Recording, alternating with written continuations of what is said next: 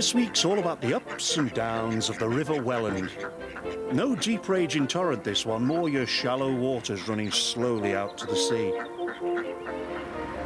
The big plus is that it passes through one of the most pleasant small towns you'll ever come across. Now, one of my all-time heroes was the architectural historian Alec Clifton Taylor. He described Stamford as a small but perfectly formed town because of its richly satisfying architectural homogeneity, which was his very elegant way of saying that all the materials blended beautifully together. And as he always was, the master was absolutely dead right. It is the smallness of scale in Stamford that gives the place such dignity. That and the beautiful mellow limestone walls of which most of its buildings are constructed. Now, down at street level, the first thing you notice about Stamford's buildings is their stonework. Dark, honey-coloured limestone that's quarried from nearby Barnock and Ketton and Casterton. But it's not the walls we're here to look at. Hang on tight, here comes the first riddle. Now, they'll always tell you that you can't put a square peg in a round hole. But around here, they've been doing it for centuries. So why do you think that is? So there's your riddle. Why are Stamford people perfectly content to put square pegs in round holes?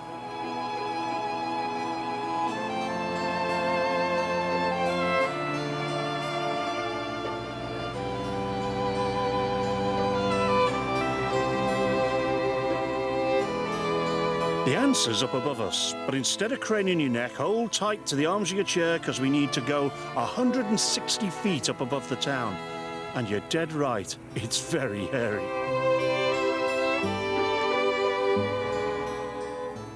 I have to admit, my knees are quite wobbly standing up here, but well worth the trip. I mean, just look at that roofscape.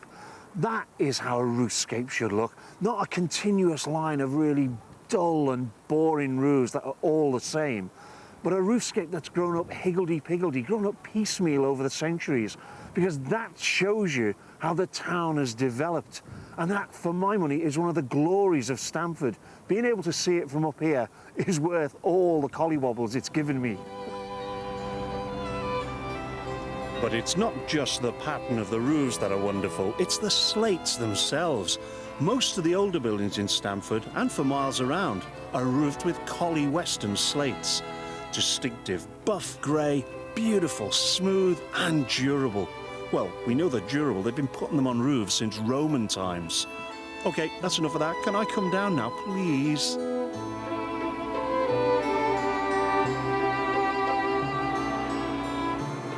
I don't usually like heights, but it was worth it for that. Fantastic. Oh, square pegs and round holes. You still want to know about that, don't you? Right.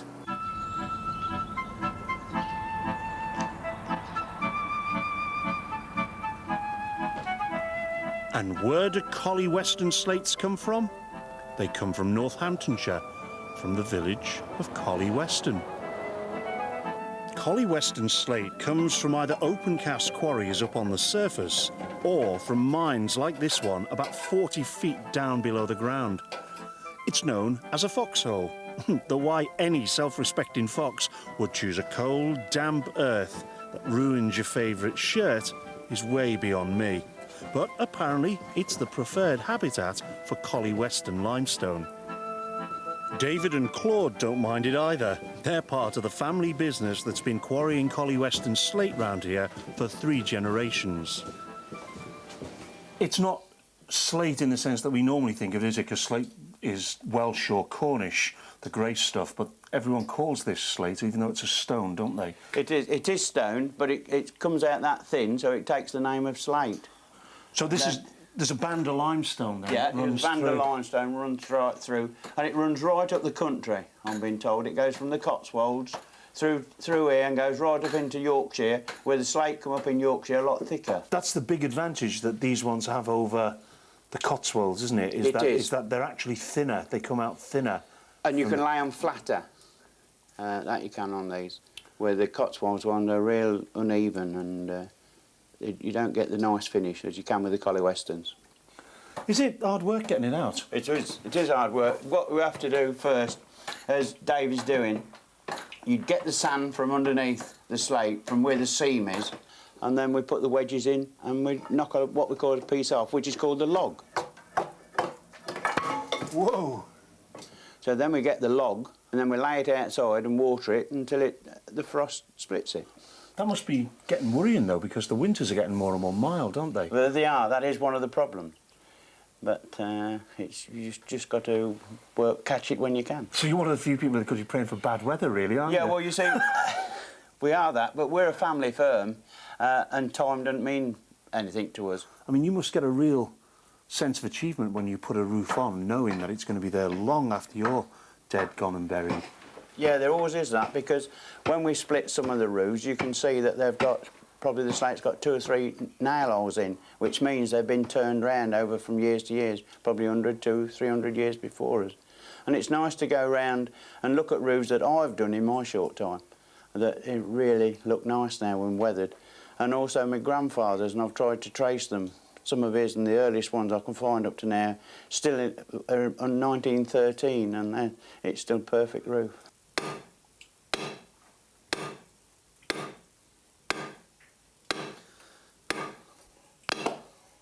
Oh, I heard that, yeah. You hear it crack then? Oh, yeah. And that's one reason why we don't use electric tools, because electric, say a Kango or jackhammer down here, you would never hear it. Never hear yourself think No, of one of those things. well that's right. And then it's nice to hear it going, and then, because sometimes you won't want to be under there when it goes. You'll have to come more often. But I think it's our lucky day. It's like their old song, isn't it? Every morning at 5, you could see him arrive. He stood 6'6" and weighed 245. Kind of broad at the shoulder and narrow at the hip, and everybody knew you didn't get no lip to Big John. Well, you're supposed to do the chorus. Big John. Oh, sorry, my man. You're right. That's all right. Usually.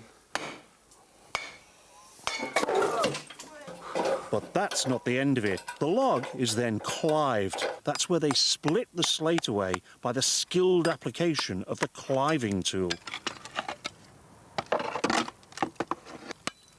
Then comes dressing. That's crafting each tile to the right size and shape.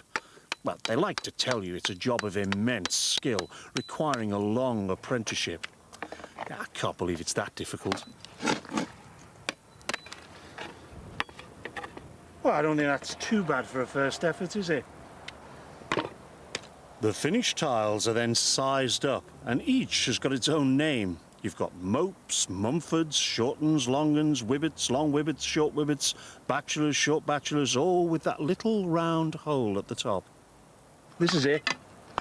The pegs were square so that when they were driven into the round holes at the top of the slates to hang them onto the battens on the roof, those square pegs wedged nice and tight against the round holes so that the slate wouldn't lift off in the first winter wind that came along.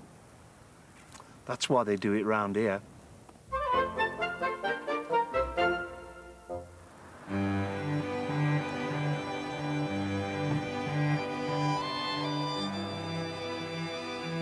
This is Crowland, and this is Crowland Abbey. It was founded on St. Bartholomew's Day, 699 AD. I've no idea, you'll have to ask your vicar. St. Guthlac, as he became, arrived here by boat to live as a hermit, and he began a community which eventually became one of the most powerful Benedictine monasteries in the land. But the abbey is not Crowland's only architectural treasure.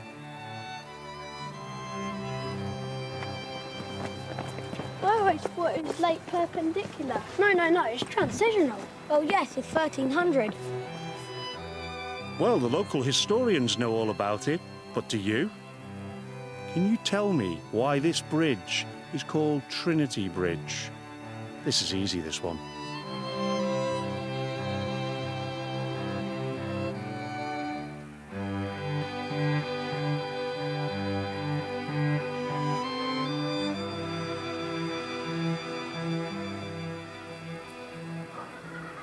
Do you know, I reckon that this is one of the most truly remarkable medieval structures in the whole country. It's the Trinity Bridge. in the centre of Crowland, high and dry now because the Welland and the Nene, which used to run underneath it, have long since disappeared from immediately around the bridge. It was built in the late 1300s, almost certainly at the insistence of the monks at Crowland Abbey, and it allowed them and people to cross the confluence of the two rivers. But rather than build two bridges to do that, they very cleverly built two bridges in one with a triple span. And they also had a preaching cross on the bridge. So they probably used it as a sort of open-air pulpit to preach to people. And I can't believe that they missed the opportunity to preach the very obvious lesson of the Holy Trinity, 3 in 1. Of course, technically speaking, there's only two bridges in one here, but I somehow can't see medieval monks letting the facts get in the way of a good sermon, can you?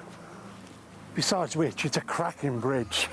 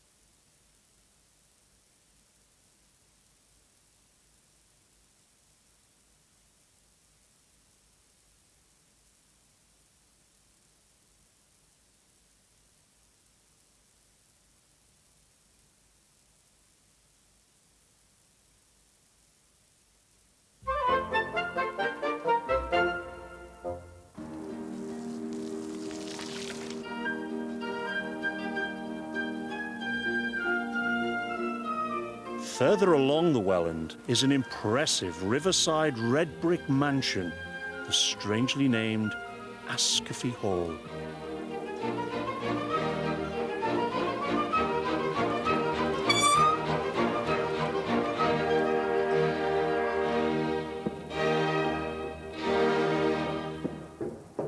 This beautiful house was built in the 1400s by a wealthy wool merchant, Richard Alwyn, and his business is the subject of the next riddle. When's a fleece not a fleece? Do you remember I said it was the ups and downs we were interested in this week? Well, here's the very distinctive up bit of Ascafie Hall. Merchants like Alwyn were more than willing to give vast amounts of money to the church. That was the politically correct thing to do. But they were very careful to keep enough back as well, enough to do themselves proud. And that's exactly what Alwyn did here with his manor house, especially with this beautiful brick tower that was added to it. It left people in no doubt whatsoever about just how wealthy he was. And where did that wealth come from? Well, like so many medieval merchants, it came from sheep, the fleeces on the backs of the sheep. The golden fleece. No accident that the Lord Chancellor of England was made to sit on a great woolsack whenever he sat in Parliament, a reminder of just where the wealth of the nation lay. And for Alwyn, well, he must have been raking it in, because of all the fleece in England, Lincolnshire fleece was the best of the lot. £10 a bale on a good market day. Oh, wow, this is the business, isn't it? You see, Alwyn, like so many other medieval merchants, still liked to live above the shop. Didn't matter how wealthy, how influential they became, they all like to keep an eye on the business very sensibly. And in his case, the shop, although it was an ultra-modern brick-built manor house, he'd very carefully incorporated a beautiful brick-vaulted cellarage, a warehouse. We know it's a warehouse because, look, you've got these wonderful grooves cut right back into the brick so that they can cantilever shelves, big broad oak shelves that would have come right out into the middle of the room, just like, you know, staging in a modern supply depot. And here they would have brought the fleeces in, the fleeces from the sheep on the sheep ranches all about, and they would have been nice tight bundles tied up with the tail of the sheep and very neatly stacked here so that his clerks could tally up exactly what had been brought in. And when all that had been done, then it was taken out of here, out of this big door, which has still got the log holes for securing the door in the brickwork, and it would have been carried out up here onto his private quayside, where it would have been loaded onto boats and taken down the River Welland, down to the capital, to be processed and sent out to the big cloth-making towns of Ghent and Bruges. And being a very clever and very successful merchant, he'd built his house and his private quayside right on the banks of the River Welland, because in those days the Welland ran straight past his doorway. So, the riddle, when's a fleece not a fleece? The answer's quite simple. When it's one of these. You see, we call these fleeces the same name that medieval men and women gave to the things that kept them warm and snug and cosy. The only difference is, these things haven't been anywhere near a sheep. Believe it or not, most of them are made out of recycled plastic bottles. Now that's what I call progress. Ta-ra!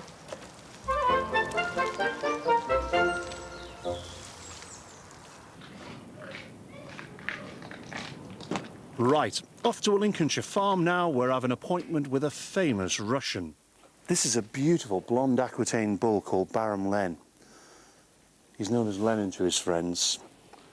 Come on, comrade, please, have some hay. I suspect he's not interested. It could have something to do with the fact that this hay isn't actually from a collective that's in the control of the workers, so he's probably not interested. Not PC, really, if he was seen eating this. Anyway, why are we here? Well, it's your next riddle. What do you suppose might be the connection between a bull like this, a very large barbecue, and a bridge in the middle of Stamford? And while you're trying to work that one out, I'm going to try and have a chat with Lenin here, because I'm really curious to get an insider's view on Trotsky, so see you later. Come on, Lenin, please.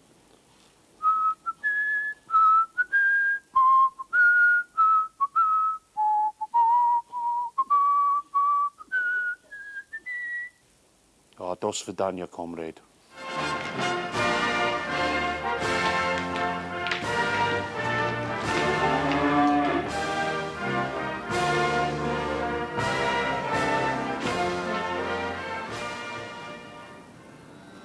Bull baiting was once a hugely popular pastime. Tethered bulls harried by bull terriers, with people placing bets on how many dogs would be tossed or gored before they killed a bull. But there was another blood sport, which you might think was unique to Pamplona in Spain. But once upon a time it took place here in Stamford. Bull running. Now the truth is, no one's got the foggiest idea how bull running ended up in Stamford. They will tell you a tale in the town, however, that it came about because the lord of the manor was sitting in his castle one day and saw a bull escape in the marketplace, hopped on his horse, rode down to help out, enjoyed himself so much that he offered the butchers grazing rights in return for them providing a bull once a year to give him a day's sport. And that's what they tell you is the reason for bull running in Stamford. I don't think so. Load of old bull, if you ask me. Traditionally, the Stamford bull running took place on the 13th of November. A bell was rung to warn the townsfolk to shutter their doors and windows. The streets would be blocked off, and a bull was loosed into Broad Street, pursued by a baying crowd. The bullards, they were the people who gathered in the squares and the streets to take part in the run, would be incensed if the bull wasn't aggressive and dangerous to be near. So if the bull didn't perform well, they took active steps to make sure it would. They would prod it with bodkins, big sharp needles. They'd set the dogs onto it. They'd cut its tail off. And the worst of all, I think, is they'd smear gunpowder along its back and set light to it. And then pour brandy into the open wounds to enrage and madden the bull and to give them a better day's sport. Right, well, that's the bull dealt with. The more observant of you have probably gathered that I'm about to deal with the bridge aspect of the riddle. Over the years, the Bullards decided to change the rules of the game. What they did was they insisted that at the end of the afternoon sport, the crowd would drive the bull down here to the bridge. They would corner it, and then they would attempt to lift it bodily and hurl it over the parapet of the bridge into the river. This was known as brigging the bull. Now, if they were able to do that, then the bull became the crowd's legitimate prize. They dragged it out of the river and took it in procession back up into the town. If they weren't able to do that, then they considered that the bull had satisfied the honour of the crowd and they'd let it go. It escaped with its life. Which brings us to the barbecue. No prizes for guessing what happened to the poor bull. But there is another bit of the tradition which may come as a surprise to one of Stamford's butchers. Do you know about the tradition with this stuff in Stamford? I haven't heard this tradition, no. No, but they used to have a bull running here, like they do in Pamplona in Spain. Every year in Broad Street, they'd block up all the doorways, all the windows, board the windows up, and they'd release a bull into Broad Street. But the other bit, and this is the catch, the butchers in the town were obliged every year to provide the bull for the bull running. Right. So do you have one that hasn't been sort of prepared earlier? If you see it? You mean a live one? A Out the live back? one. I can go and have a look.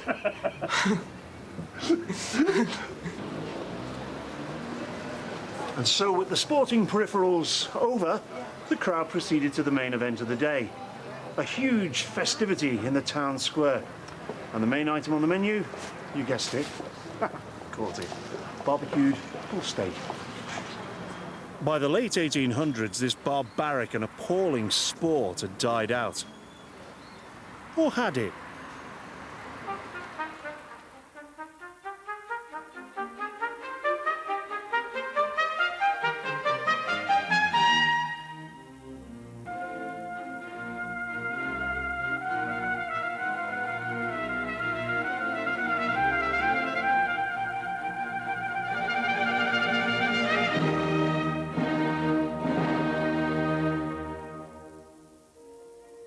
Well, sadly, this is the last river in the series. Still, I can't complain. Over the weeks, I've been boating and biking on the Broads, I've been paddling in the Orwell at Pin Mill, cruised the Ouse, and I was up with the lark and went for a lark on the beautiful Blackwater. And I went stilt walking in the fens. Many thanks to everyone who helped us and to everyone who's watched us. Ta-ra.